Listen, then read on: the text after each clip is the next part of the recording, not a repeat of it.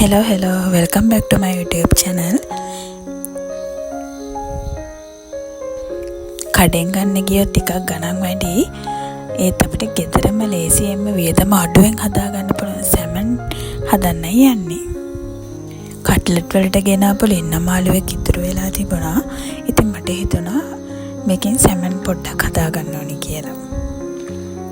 මුලින් මේ ලින්න මාළුව වරගෙන හොඳට සුද්ධ කරලා කරපතු එහෙම ඔක්කොම ටික යවල ඉවර වෙලා මේ විදිහට ගම්බිරිස් කුඩු ලුණු කුඩු ටිකක් තක්කාලි සෝස් ටිකක් එතකොට කරදමංගෝ කරාබුණටි කුරුදු පොත්තක් ගොරක කෑල්ල මේ ටික දාලා සාමාන්‍ය වැහෙන ගානට ටිකක් වතුර දාලා ඉවර වෙලා දරලිපේ හදාගන්න තමයි යන්නේ අද.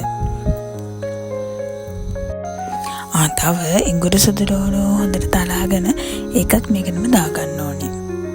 එතකොට හොඳ සුවඳක් වගේම හොඳ රසකුත් එනවා.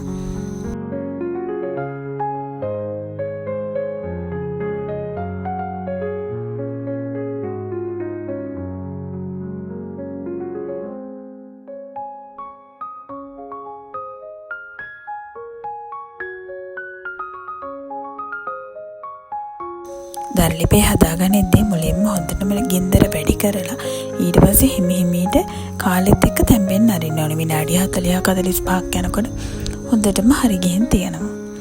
වහල ඉවර වෙලා ටිකක් පාඩුවේ තැම්බෙන්න දෙන්න.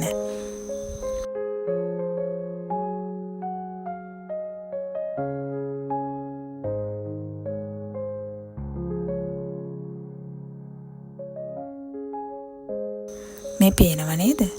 අන්තිමට හොඳ සුවඳකුත් එක්ක තියෙන හොඳ සැමන් එකක් ගන්න පුළුවන්.